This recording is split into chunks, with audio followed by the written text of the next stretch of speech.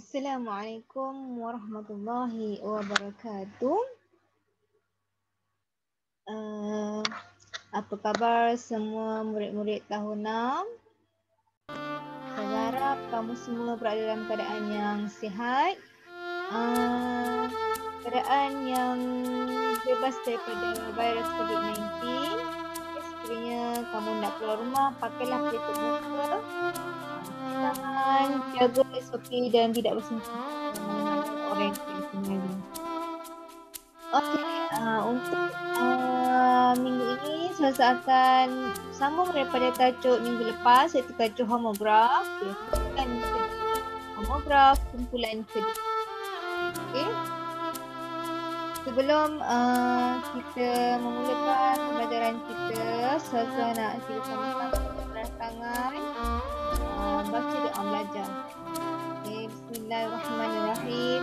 Alhamdulillahirabbil alamin, arrahmanir rahim, maliki yaumiddin.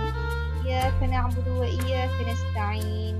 Ihdinas siratal mustaqim, siratal ladzina an'amta 'alaihim, ghairil maghdubi 'alaihim waladdallin. Bismillahirrahmanirrahim. Allahumma iftah 'alaina hikmataka wanshur 'alaina min khaza'ini rahmatika ya arhamar rahimin. Rabbana shrah lana sudurana wa yassir lana umurana wahlul 'uqdatam min alsinatina yafqahu qawlana. Rabbana zidna 'ilman warzuqna fahman. Amin. Semoga pembelajaran kita pada hari ini dapat diteruskan. Okey, semua dah ada buku teks. Sediakan sebuah buku teks Jawi dan sebuah buku tulis serta pensel dan pemadam. Siapa yang tak ada buku teks, sila ambil sekarang. Buku tulis adalah untuk menjadi nota ataupun menambah yang telah. Okey, sebelum memulakan pembelajaran, saya nak kita sama-sama menghayati surah Ar-Rahman. Boleh? Okey. Sebentar ya. Sama-sama dah lama kita tak baca surah Ar-Rahman, betul? Okey. Kita baca sampai 5 ayat je lah. Okey. Sampai 5 ayat. Okey, boleh sama-sama baca ya. Bismillahirrahmanirrahim. Ar-Rahman 'allama al-Qur'an, khalaqal insan, 'allamahu al-bayan. الشمس والقمر بحسبان والنجم والشجر يسجدان والسماء رفعها ووضع الميزان ألا تطغوا في الميزان وأقيموا الوزن بالقسط ولا تخسروا الميزان والأرض وضعها للأنام فيها فاكهة والنخل. Okey, nanti boleh kita sama-sama baca di rumah. Ini sebagai selingan ya. Selalu sebelum memulakan kelas kita belajar kita baca surah Ar-Rahman, betul? Okey, saja je untuk melancarkan PDPR kita pada hari ini. Okey. Semua buku teks ya. Bagus. Okey, tengok slide Saza, tengok buku teks kamu pada muka surat yang keberapa ya? Saza tak ingat lah. Tengok je buku teks.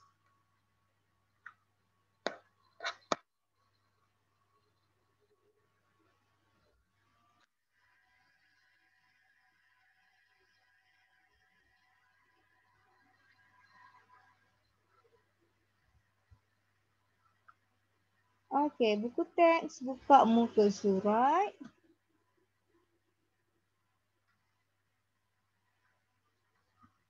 Muka surat 5. Okey, muka surat 5. Buka buku teks muka surat 5.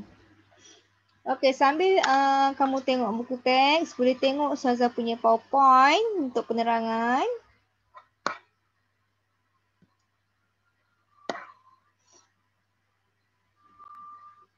Okey, hari ni kita akan belajar homograf pada kata imbuhan. Homograf pada kata imbuhan. Okey, minggu lepas kita belajar dah kata dasar. Hari ni kita belajar pada kata imbuhan dan kata dasar. Okay. Homograf kata dasar dengan kata imbuhan. Apa itu homograf? Homograf adalah pasangan yang sama perkataan tapi berlainan makna. Kita kena ingat kat sini apa itu homograf. Homograf adalah perkataan yang sama tetapi berlainan makna. Hari ini, minggu ini, Ustazah akan terangkan homograf kata dasar dengan kata imbuhan. Dekat sini nak terangkan, Ustazah nak sampaikan secara ringkas, kata dasar dia sama ejaan dengan kata imbuhan. Okey, kita tengok kata imbuhan. Dia punya ejaan jawi sama dengan kata dasar. Tengok kata dasar. Bila tengok kata imbuhan dia sama dengan ejaan kata dasar. Okey, cuba tengok di sini. Pasangan homograf ini terjadi disebabkan oleh kaedah ejaan jawi itu tersendiri. Pasangan homograf ini terjadi disebabkan oleh kaedah ejaan jawi itu tersendiri. Ustazah, macam mana kata dasar ni boleh sama ejaan jawinya dengan kata imbuhan? Boleh tak tunjukkan saya kenapa dia sama? Okey, kat sini Ustazah nak tunjukkan macam mana ejaan tersebut boleh sama. Mari kita lihat kaedah-kaedah jawi tersebut. Okey. Homograf kata dasar dengan kata imbuhan. Homograf kata dasar dengan kata imbuhan. Terbagi kepada 3 kaedah. Kaedah yang pertama, di sini, vokal i pepet di tengah kata tidak dilambangkan dengan apa-apa huruf dalam tulisan jawi. Okey, vokal i pepet di tengah kata tidak dilambangkan dengan apa-apa huruf dalam tulisan jawi. Maksudnya di sini, okey, perkataan yang ada huruf i pepet di rumi, dalam rumi yang ada i pepet tidak akan dilambangkan, tidak akan ditulis dalam huruf jawi.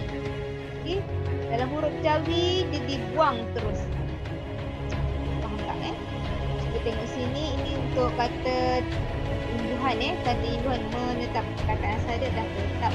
Tapi untuk perkataan ini ada imbuhan menetap. Okey. Vokal i pepet di tengah kata.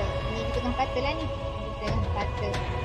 Tidak dilambangkan dengan apa-apa huruf dalam tulisan jawi. Okey. Ini dibuang. Ini dibuang. Mana lagi ada i pepet? Ini i, n, i. Pepet buang. Okey. Cuba nak tahu i pepet ke i taling? I pepet bunyinya e. I taling bunyinya e. Okey, me-nya ne, me-ne. Ini dah bunyi i pepet. Okey. Jadi i dibuang, tinggal mim sahaja. Kalau na, i dibuang, hanya tinggal nun saja. Mim, me, nun, ne. Okey. Dan kenapa Ustazah? Tak ni a-nya dibuang juga. Okey. A-nya dibuang adalah sebab dia KBK. KBK konsonan, vokal, konsonan. Konsonan, vokal, konsonan. Vokal A di tengah-tengah antara konsonan hendaklah dibuang huruf alifnya, dibuang huruf A-nya apabila hendak ditukarkan kepada tulisan jawi. Okey. Jadi hanya tinggal T huruf ta, P tinggal huruf pa. Dia eja sambungkan mim, nun, ta, pa, tap, menetap. Okey. Faham? Okey, seterusnya kaedah yang kedua, suku kata tertutup menggunakan vokal i pepet atau a tidak menggunakan apa-apa huruf jawi. Maksudnya buang huruf tersebut. Okey. Dia kata suku kata tertutup yang menggunakan vokal i word atau A. Okay, apa itu suku kata tertutup? Suku kata tertutup yang ruminya ada 3 huruf. Mantap. Okay. A atau E. Jadi ini perkataannya mantap. A perkataannya huruf A. Dia konsonan vokal konsonan K, B, K. A-nya berada, vokal A-nya berada di tengah-tengah di antara konsonan N dan konsonan N. Maka huruf vokal A perlulah dibuang ataupun tidak ditulis dalam ejaan Jawi, dalam tulisan Jawi. Jadi M sama dengan huruf mim. Bila A dibuang, perlu tak tulis huruf alif? Tak perlu sebabnya dibuang. N sama dengan huruf nun. Okey. T huruf ta. A-nya perlu tak ditulis huruf alif? Tak perlu, dibuang. Jadi tinggal terus tulis huruf P. P jadi huruf pa. Mantap. Perhatikan perkataan menetap dengan mantap. Sama ejaan dia tetapi berlainan makna. Macam mana boleh jadi? Inilah kaedah-kaedah Jawi yang terdapat dalam silibus Jawi yang perlu kita perhatikan. Ejaan hampir sama, ejaan sama tetapi makna berlainan. Okey, kaedah yang ketiga, pasangan hukum 3 suku kata yang digugurkan alif. Pasangan hukum 3 suku kata yang digugurkan alif pada suku kata pertama. Okay. Perkataan yang ada 3 suku kata, kalau ada huruf A-nya pada suku kata pertama adalah dibuang huruf alifnya, digugur huruf alifnya. Dan apabila pada perkataan imbuhan ada huruf D yang ditulis dengan huruf dal sahaja. Okay, ditulis dengan huruf dal sahaja, maka ejaan tersebut akan menjadi sama. Mana saya tak faham? Tak faham kan? Tengok seterusnya. Maka ini adalah hukum 3 suku kata yang digugurkan alif pada suku kata pertama. Dahulu. Da ni adalah suku kata yang pertama. Hu adalah suku kata yang kedua. Lu adalah suku kata yang ketiga. Jadinya kat sini hukum 3 suku kata. Okey, dekat sini hukum 3 suku kata. Digugurkan alif pada suku kata pertama. Mana suku kata pertama? Okey, da adalah suku kata pertama. Gugurkan huruf alif. Gugurkan huruf alif ni dibuang. Okey, huruf ni dibuangkan. Jadi tinggal huruf D, dal. Hu, ha, waw, hu. Lu, lam, waw, lu. Jadi dahulu. Ejaannya ejaannya da. Ha, waw, hu, lam, waw, lu. Dahulu. Okey. Dia tak payah huruf alif sebabnya kaedah tersebut, kaedah hukum 3 suku kata. Ini memang kaedah Jawi bukan Ustazah yang buat, tapi ini adalah kaedah memang asalnya. Kaedah Jawi. Dan yang kemudian imbuhan pada kata imbuhan D yang ditulis dengan huruf D, dal. D ditulis dengan huruf dal sahaja. Ya, dal bukan dal jadi, bukan. Ejaan D adalah ejaan Za'ba, ejaan asal, ejaan lama, imbuhan dal. Ejaannya dia perlu tulis huruf dal sahaja. Maka jadi tulis dal, ha, waw, hu, lam, waw, lu, dihulu. Ya, ejaan sama maksud berlainan. Dahulu dan dihulu. Inilah perkataan yang menunjukkan kata dasar sama dengan ejaan kata yang ada imbuhan. Inilah pasangan-pasangan yang terdapat dalam ejaan Jawi. Ada lagi banyak contohnya markah, merekah. Markah adalah perkataan asal, merekah adalah perkataan berimbuhan.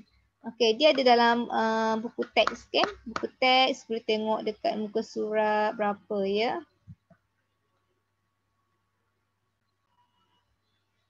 Okey, cuba tengok muka surat 5 tengok muka surat 5.